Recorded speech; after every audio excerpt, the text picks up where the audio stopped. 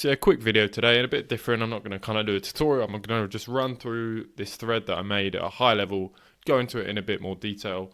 It's about the hackathon stack, but recently won this Google hackathon, so I just wanted to share the flow for that, the tools I used, how I approach stuff, and how I would recommend doing that. So yeah, of course, got to flex the 5k winnings there. Not much, but might help out with the content and making the hook as good as possible, right? Anyway, so yeah, high level tools. I'm using Lovable, Cursor, and Claude are the main ones, and I've kind of thrown Repomix, which is something I've been using a bit more recently, and that's been super powerful, but I'll go into that in a bit more detail. This is actually what I do to build MVPs in a super short amount of time that look good, that function, that win hackathons. And if you're interested in getting an MVP built by me, I'm actually offering this as a service now, so links in the description if you want to find out more. But maybe you won't need that if you follow this workflow. Cool, so starting off in Lovable, I think it does a really good job of kind of one-shotting a good starting point. It has some good design prompts in there, and generally, I've done some testing in other videos on the channel. It does a good job. The better the prompt, the better setup, but I think they have a lot of heavy lifting on the Lovable side that helps get your project off the ground. And if you need to use a database for this project, Lovable will connect with Supabase super easily. When you're doing that manually in Cursor, especially if you're newer to it, it can take a lot of time. It can be a big headache. There's a lot of things to learn. Lovable can just sort that out for you, which is nice. And if you're interested, here's the hackathon page. As you can see, MLB Brain was my project here. So there's a nice video here going through it. If you want to watch that video, I'll link that as well in the description. Cool, so yeah, in Lovable you can make a few tweaks to the UI or some small changes, but the real work happens in Cursor. We want to bring the project locally.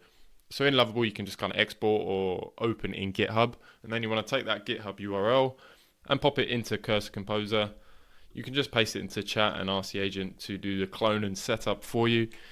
This is a massive time saver, to be honest.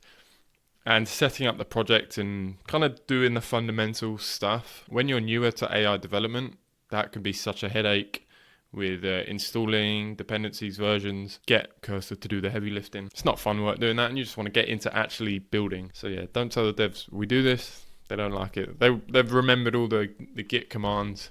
Cool. So once I've got in Cursor, I always like to get the page flow, structure, and UI looking as good as possible. I like to see how things are visually going to tie together, get the structure. And I also think if you get this bit right, which is a lot easier to do when you haven't got loads of different data and moving parts, it's a bit of motivation fuel. You know, you've got your project, it's looking nice. Once it's nice, you get the data in, and you're nearly on your way to your MVP. So yeah, with the data, this is where it can get complicated, but you should really rely on Cursor to do the heavy lifting. Hopefully you've set up Supabase when you were in Lovable, so that's done the connection there. You might need to do a few tweaks. Always ask Claude if you need some more help with how to do that. And yeah, keep it simple and get the UI coming in. I like to connect with a simple bit of data first. Make sure that we got the connection, make sure we can display things and connect to the database.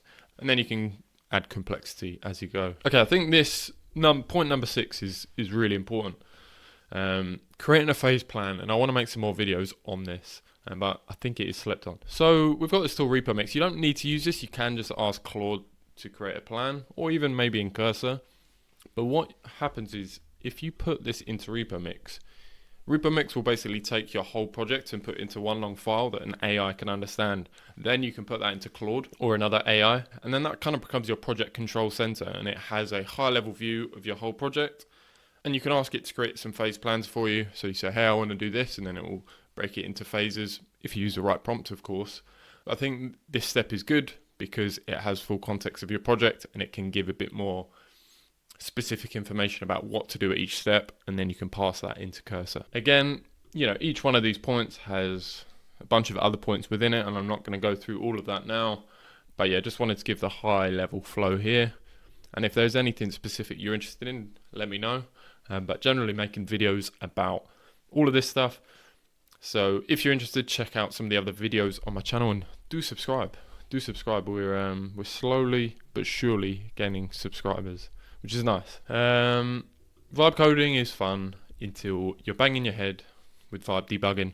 Debugging is a massive part of development, and especially if you're newer, you're going to have a rough time, and you're gonna want to like shut down shop at many points. So yeah, you need to know that it is part of the game. You can't just build with no blockers. But there are many ways out of the debug trap. Good prompts, little tricks here and there to help you break through. What you don't want to do is just spam cursor or Lovable multiple times saying it doesn't work, and then you're burning through credits, cursors making changes, completely wrong changes to your project, trying to fix it. So yeah, try and be smart when you're approaching that. And I've got some debugging stuff on the channel, so check that out. Again, Repomix for that. If you've hit a brick wall, drop your GitHub into Repomix, then Repomix into Claude. Say, hey, here's the problem. Can you give me a bunch of reasons why this might be the case? Last step, deploy. Don't spend, if you're working on an MVP or V1, you can spend months on it. Don't do that. Try and deploy it. Obviously with a hackathon, there's a deadline, so there's no choice there. You don't want to spend months building something, or even weeks and weeks, if you don't know people actually want it or are interested in it. If anyone's followed in the Levels playing game, he shipped that as a very rocky V1. Now apparently 1 mil ARR. Very nice. Yeah, to finish on some bonus tools of this workflow.